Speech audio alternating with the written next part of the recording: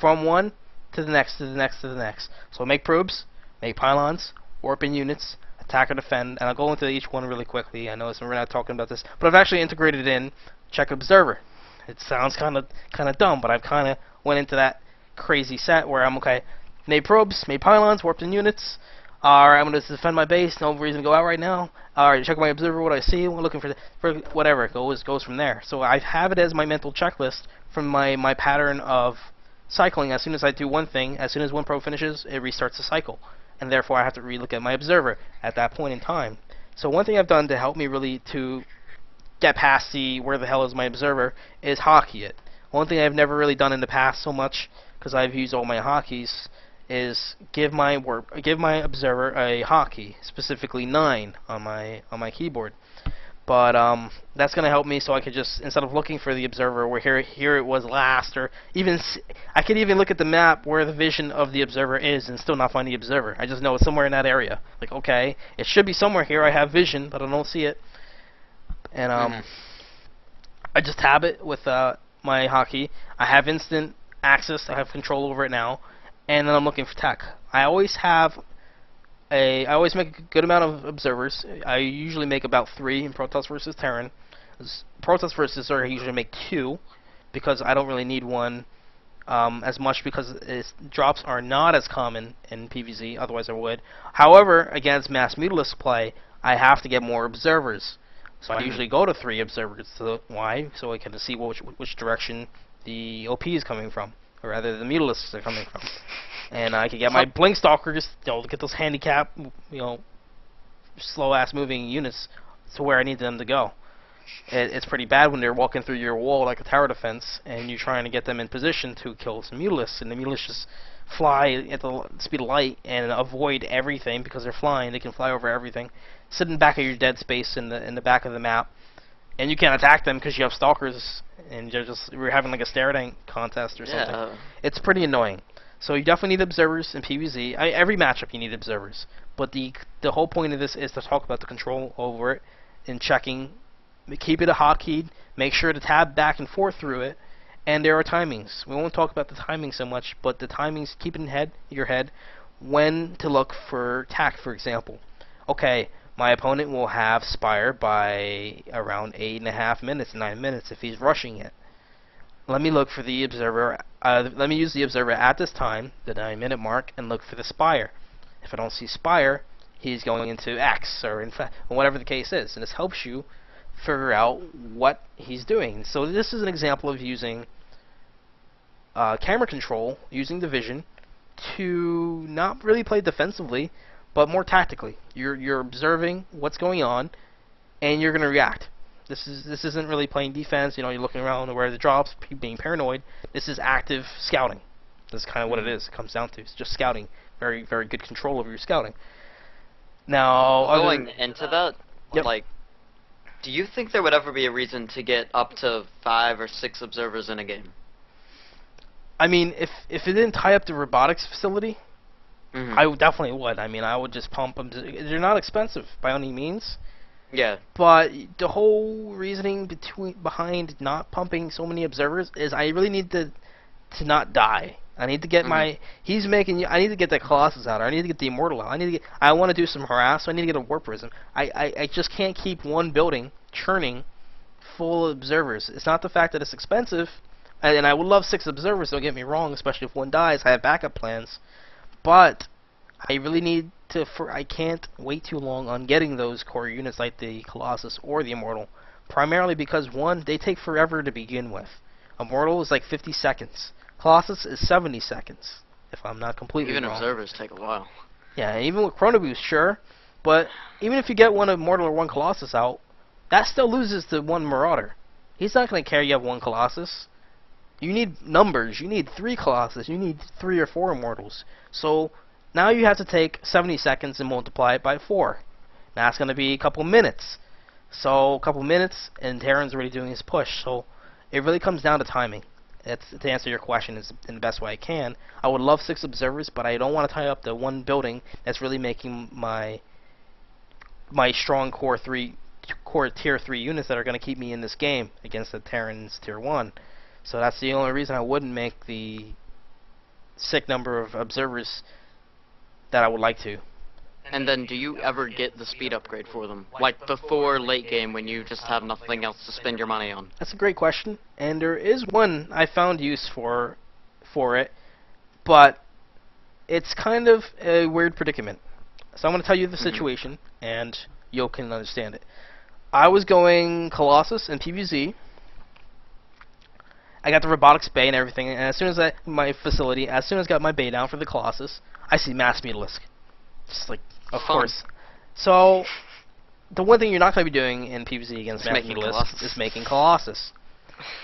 And unfortunately, I had it. It was just sitting there. I didn't use any money for it, but it was useless. The building was completely irrelevant at that point. So of course, I immediately attacked to Twilight Council, tried to get my blink. Completely opposite tier tech path, whatever you want to call it. Typical. I mean, you can't build off the same. Can't build off the adapt. same. I couldn't make Marines and ward off and still continue to make Thors. No, I'm sorry. You can't make Thors now. You have to make a completely new tech. Sorry. So yeah, I already had access to the observer speed, and since I had access to it, I was able to get it. And now I'll tell you why I wanted to get it, because with the observers, you're actually able, this is pretty cool.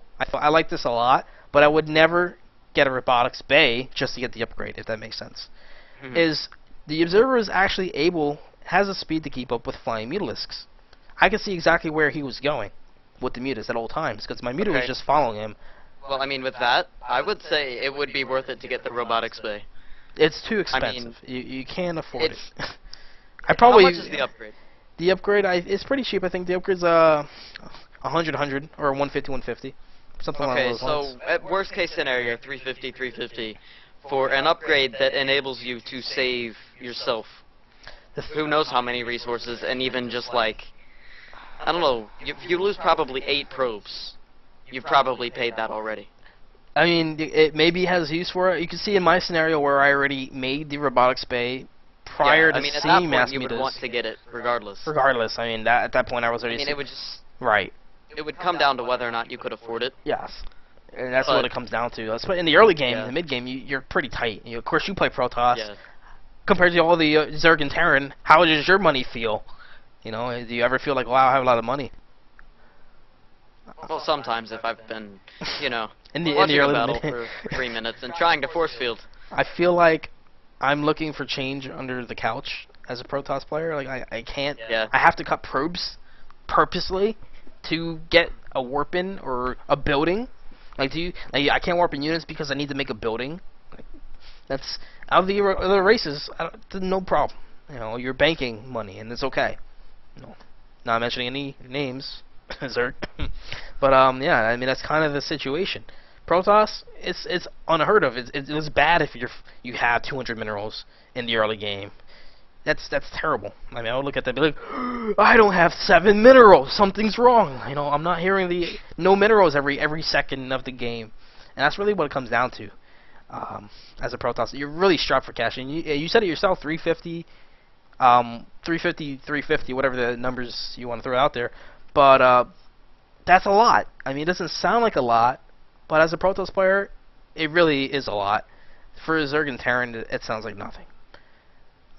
Protoss players really, especially in the early game mainly, in late game, sure, they can bank 3 grand and have 16, 20 gates. They're on 6 base now. But the early to mid game, before the 20-minute mark, you are strapped for cash. You are broke. You can't afford to get max tier 2 tech path. That's basically what you're doing. You're going down Colossus and Carrier, or Blink Stalker or Templar tech. You're going down 2 different tier 3 techs, and that's time based. It's gonna kill you. Money wise, you're only gonna be on a maximum of 2 bases by that point, and you're not gonna. It's really tough to pull off. It is. It's tough. Going down 1 tech path and getting cannons. I can't afford cannons. Going down 1 tech path and stopping Mutas. How the hell am I going to do 2? But yeah, I mean, that was an example to hopefully answer your question. Aside from the Mass Mutas, because it was really cool that I could keep up with the Mass Mutas with an Observer. That was definitely pretty nifty. But I don't see myself, making a Robotics Bay once I see Mass Mutas. I'm like, Robotics Bay! Get to that building. Because I'm probably already dead, if that's the case. Observer's not going to save me. I'm going to have the Observer, but then I won't have any units because I'm broke to defend against it. I'll see it coming. I'll see my death coming. That's about it. But aside from that, I don't think I've ever gotten the observer speed upgrade. Of course, like you said, unless it was like the late game and you're getting everything in a more in a strategy sense. Primarily because there's really there's no need for it. I have a lot of what I call active, and if we're going to talk about this in more detail too, as we talk about the camera control, is observers. I have what I call active and passive. What I mean by that is 9, as we were mentioning before, my observer, when we were talking about check observer, is my active observer. I'm going to be actively looking at him and moving him around. He's going to be, looking for tack, so he's going to be going around the base and looking for tack or whatever I want to see. If see a third base going up or being under construction, whatever the case is, economy-wise. Look for weaknesses. Oh, look, he doesn't have a supply depot there. I could blink up. Or I'm looking for. Of course, I'm looking for more than just tack, but that's a easy way to tell you what I'm looking for with the active observer. Another one I can have is also very important use. Another active observer on his army.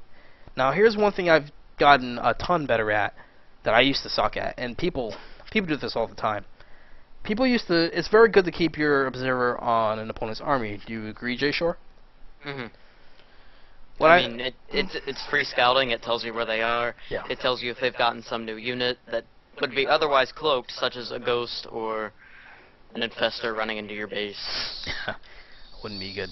So you can see their army composition and their location. 2 things you want to know: army composition, so you know what to make. If you see ghosts, you're probably not going to pump Templar, because ironically, ghosts actually counter Templar, not the other way around, in my opinion. And you see their location. Well, if you see him not in his natural, that's a problem. But a lot of players, myself in the past, I can say past now, since I'm definitely getting better myself, is I used to keep the observer pretty much, hugging their army. They will always be on top of it, and that used to work in the past. Season 2, Season 3, worked like a charm. But nowadays, even protoss players in the GSL do this. The 2 of them. But out of 30. Out of 40, versus their 30 Terran opponents in the 8s. But the Terran are always gonna blind scan their army. They're just gonna random scan it, and you're gonna lose your observer. Now losing that observer. It's like a kick in the nuts. It sucks, because not so much, again, back to the cost and the time. It ties up your production. Instead of making your tier 3 Colossus, the thing that's going to keep you alive, you need to make an observer. Now, you can't forego the observer, so in that case, you'd have to make it. You need it. You can't get by without it. You're going to die to cloak ghosts, period, or whatever the case is.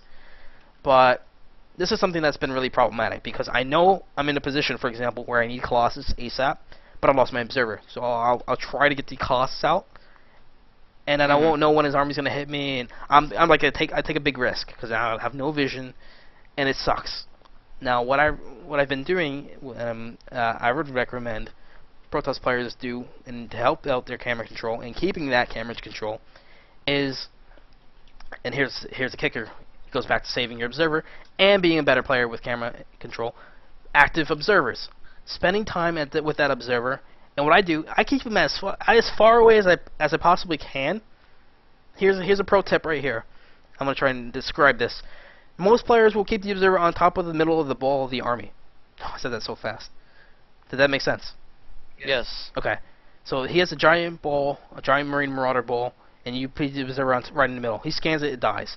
Now to avoid this, what I do is I put the observer as far right, as far left, as far top, or as far down, preferably on top of like a structure. For example, Shattered Temple, I could put it on the cliff in the main, or whatever. Well, I don't go into the maps and the specifics right now, but such that I only see 1 or 2 units. So instead of seeing the entire ball of their army, I'll only see 2 units. So that when he scans, I'm actually already out of the range of the scan. However, I can still see those 2 units, and if they move out and I don't see him anymore, I already know he's probably not going to attack me with everything but 2 units in his army. That's kind of silly. He's probably just going to send everything in 1A. and press T. GG. So I just need to look out